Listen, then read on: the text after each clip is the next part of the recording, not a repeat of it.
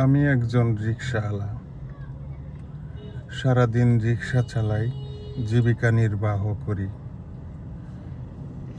কিন্তু সবসময়ই তো আর আমার রিকশা চলে না, কিছুক্ষণ অপেক্ষা করতে হয়, আবার মাঝে মধ্যে অনেকক্ষণ অপেক্ষা করতে হয়। এই দেখেন, আমি এত টাকা জমা দিয়ে রিকশাটি আজকের জন্য উঠিয়েছি, কিন্তু আজকে তেমন কোনো কাস্টমার পাচ্ছি না। সেই কখন থেকে বসে আছি, একটার পর একটা পান চিবাচ্ছি, কিন্তু এখন পর্যন্ত কোনো কাস্টমার দেখতেছি না আমার রিকশায় ওঠার মতো। আমি তথাপিও বসে আছি, কারণ একটি ভাড়া, একটি খেপ মারতে পারলেই আমার টাকা ইনকাম হবে। এখানে দেখলাম দুজন মহিলা যাচ্ছে, তাই আমি তাদেরকে ডাকলাম, আপনারা কোথায় যাবেন? অবশেষে মহিলাটি মিরপুর যাবে বলল, এবং সে ভাড়া নিয়ে অনেক দর কষাকষি করতেছে। আমি যে ভাড়া চাইলাম সে আমাকে সেই ভাড়া দেবে না, সে আরও অনেক কমিয়ে ভাড়া দিতে চাচ্ছে।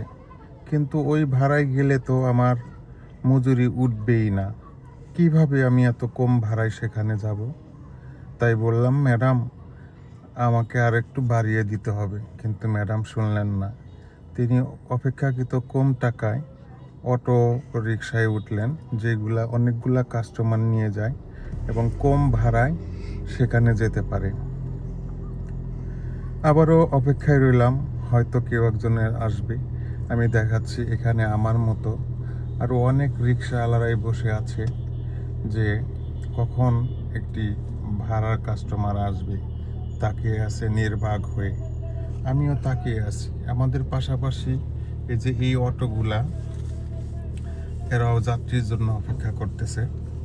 কিন্তু কি করার, তারা তো অল্প টাকায় টিপ মারতে পারে, কিন্তু আমি তো আর অল্প টাকায় টিপ মারতে পারি না, কারণ আমার রিকশায় একজন মাত্র কাস্টমারই যেতে পারে, অথবা একই পরিবারের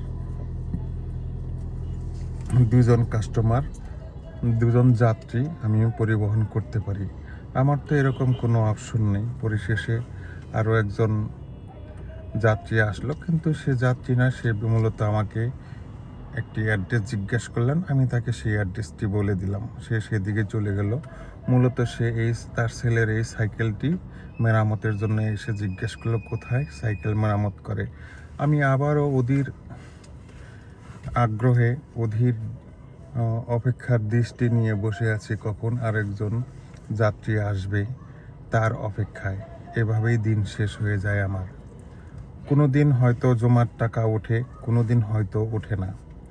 তাই জমার টাকাটা যদি একটু কম হতো আমাদের জন্য কতই না ভালো হতো। তো জমার টাকা প্রতিদিন আমাকে 300 টাকা পে করার পরে, তারপরে অবশিষ্ট টাকা যদি থাকে সেটাই আমার ইনকাম। কিন্তু সাধারণত দেখা যায় কোনো দিন আমি 1000 টাকার টিপও মারতে পারি, কিন্তু কোনো দিন এই 300 টাকাই উঠানো জুলুম হয়ে যায়।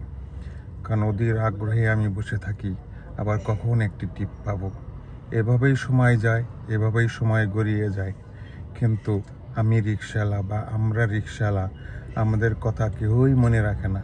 আমরা আমাদের রিকশায় করে কতই না কত বড় লোকদেরকে পরিবহন করে থাকি, কিন্তু তারা আমাদের কথা শোনে না।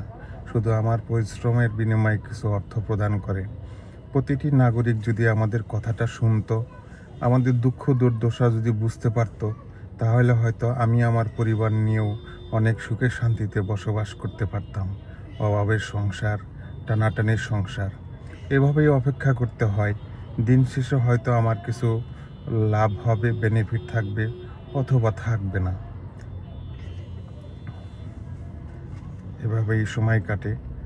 তো কত বড় বড় মানুষ, কত ধনী ধনী মানুষ আমার রিকশায় ওঠে, কিন্তু কেউ আমাকে আর্থিক সহযোগিতা করে না।